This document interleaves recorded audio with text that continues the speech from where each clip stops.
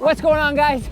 I'm gonna be going over dog interaction. So we have 2 dogs that are coming in right here. We have 2 dogs that are playing right here. We get a lot of questions on what's appropriate play and what's not. So we're gonna put 4 dogs out with some similar behaviors, but also some different behaviors. And I'm gonna commentate to you guys to tell you exactly what's going on. Owen's a trained professional. So we have Zora and Tuco. Zach speaking Swahili, okay. All right, so now we have Darby into the mix, which is he's like a cattle dog slash pit bull mix. So you're getting lots of threes company here. So these are all staff dogs. They're all having a good time, but you can see Zora and Tuco in particular are really, really friendly because they grow up with one another. So I'm just gonna bring the camera down a little bit. So all of this is all fun play. And then you have Darby. Oi! Oi! Oh, Jesus. So we have obviously 3 different dogs with 3 different energies. And we have Owen, who is on the outside.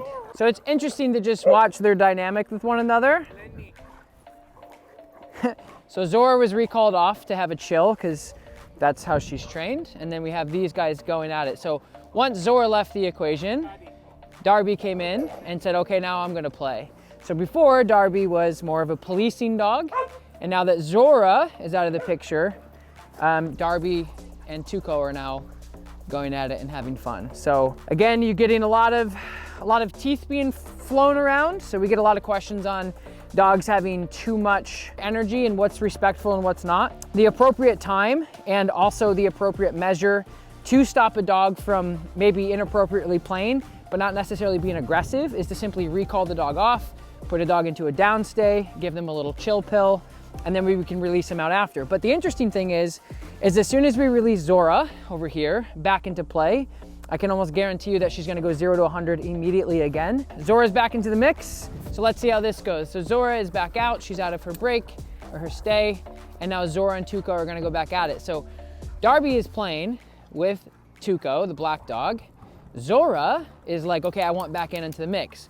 So you're gonna hear that growling from all of the dogs to kind of say like, hey, I'm playing, I'm frustrated. So that's what we're seeing here, is these guys are just all trying to play with one another. 3 is company in this situation. So you're getting, all these dogs are very, very, very playful with one another. That is very cattle dog behavior. So it's interesting to see the different breeds, right? So cattle dog is doing cattle dog stuff on the outside, saying, hey, I want to play, vocalizing, nipping. And then you get Owen, which is now into the mix. So Owen is now starting to play with the other dogs, which is all funny, but watch this, watch all this. So watch them kind of work this out. Oh God. So here we go, cattle dog stuff. Hey, let me play. Hey, where are you playing without me? Why are you playing without me? And then these guys are just going gangbusters. And then boom, Darby comes in, let me play. That's my friend. These 3 are all pretty much the same dog, right? They're all like, let me play. And then you have Owen here, who is more of a people dog. So he would rather hang out with people, play with people, get treats, get snacks, right, buddy? And then you have these 3, which is the exact opposite. But it's just a lot of questions on what is inappropriate behavior for play, how to stop inappropriate behavior from play, when should you draw the line? And to be honest with you, oftentimes when you see the biting, you hear the growling, the teeth, the barking. I mean, these guys are showing their teeth literally the whole time. And we get a question of like, what's appropriate and what's not. This is all dogs playing. This is all dogs communicating. I would urge you guys to remember that these guys are animals. So the way that they communicate is through their mouth, as you can see, and as I've said several times. They're not locking their tails, they're not punching each other, they're not kissing each other, they're not sitting down and saying hello to one another. They're using their mouth and they're rolling each other around, they're pinching each other, they're flipping each other over, they're chewing on each other's ears. And what this is all really natural stuff. So you can see here, so see how they're using their mouths right here, and they're using their teeth, and they're biting one another, and they're pulling one another. See, a lot of dog owners would mark this as aggressive, or they're trying to kill each other, or they're trying to fight, and all this is normal play. So when we talk about what's appropriate, and this isn't really like a dog training video, this is more of a dog behavior video, but when we talk about what is the most effective, efficient way to communicate with dogs, watch how they interact with each other very naturally. So they do this as soon as they open their eyes, they can start chewing on each other. And of course they don't have teeth at that point, but this is exactly how they communicate, which makes sense that when you correct a dog for inappropriate behavior, one of them springs up in the air and they grab each other and pinch each other to the ground. One of them goes, ah, that was uncomfortable. That's what's teaching these guys. And so if you just, again, watch how they're playing with one another, is all teeth.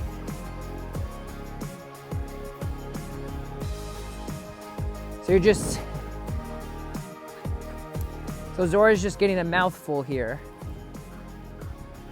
So anyway, so it's really discretionary on you. We see a lot of dog owners who like feel like this is uncomfortable, but more realistically, they get uncomfortable with this play. So when the dogs are throwing teeth and growling and barking at each other and pinning each other on the ground, they get uncomfortable, right?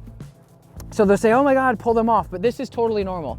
And I wanted to just make this video to go over some behavioral stuff and also just show you guys that this play is totally normal, it's appropriate, it's fun, and you just have to let dogs be dogs. Now, that doesn't mean every dog are gonna play like this. These guys have known each other pretty much since they were very small puppies. They lived with one another at some point, so they have a really good dynamic.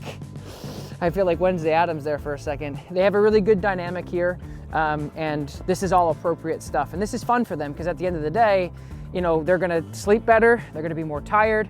But again, like if you're gonna have your dogs play with other dogs, it's also important to have really good off-leash obedience. So both of these guys are also wearing e-collars. So I'll just have their owners, which are my trainers over here. Why don't we just do like a recall on Zora and then a down on Tuco? Tuco, flat, Paddy. Boom.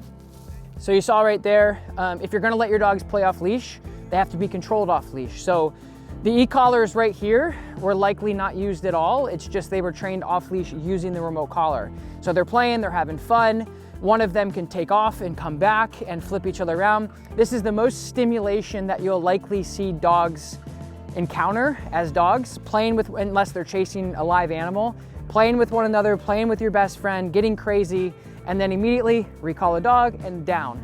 And that, even though we're rolling around, which is okay, but I just wanted to show you guys like the difference between you know, what's appropriate and what's not. Now, we're gonna show you guys in some other clips maybe what is inappropriate behavior in meeting other dogs, but at the same time, I just wanted to show you what is appropriate, what is fair. And also, if you are gonna have your dogs play, it's important to have that off-leash control. If you do not have off-leash control, then you're kind of just winging it and hoping that the dogs interact well with one another. But if any of these dogs were to be overly stimulated and not have a good time, or maybe a fight broke out, or you can see tensions building, it's really important to have that off-leash obedience, because if not, you're gonna have to go in and physically remove the dog from the equation. So we get a lot of questions on dog parks. We get a lot of questions on dogs playing with other dogs. I typically do not let my dogs play with other dogs that they don't know, because is there 50-50 chance that things aren't gonna go right, and it's not fair for my dog or the other dog to put them in that situation.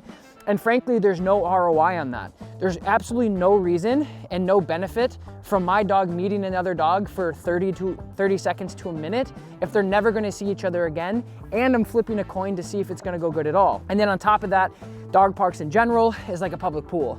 You go to the public pool, don't complain about the other people in it, because you're basically opening yourself up to all of that. These guys are very controlled.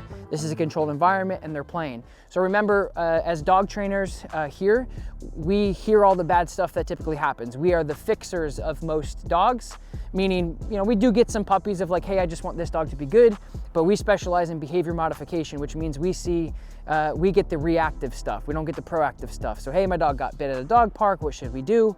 Remember, dogs playing under these circumstances in a controlled environment with one another that they know each other really well is okay. But also having the control that we can say, okay, playtime is over. So dog parks typically aren't a good idea for that reason, just because you don't know really what you're gonna get and you don't know how the dogs are gonna do. Like right here, if Owen, who you can see very clearly is like, I wanna go back inside and get treats behind the office, completely different dog.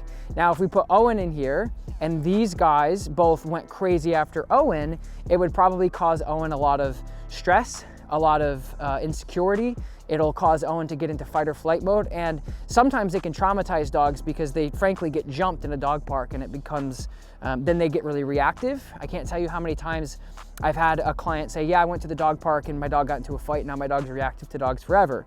So anyway, this is a behavioral video to show you guys what's appropriate play, how to end appropriate play, how to read appropriate play, what's appropriate, what's not. And more importantly, if you have a dog like Owen that does not want to engage in any of this, don't put your dog into these situations. I hope you guys liked this video. If you did, you want to see more of these videos, please let us know in the comments below, because that's the only way that we're going to be able to see if you guys like the videos or not. So like it, comment, let us know, give us feedback. If you do all those things, then of course we'll do this again with different dogs as well. Right here is the winner of last week's video for a one-on-one online session with me. Leave a comment, turn on your notifications, and leave a like as well to automatically get entered to win a one-on-one with me, and I'll announce the winner in next video. All right guys, bye.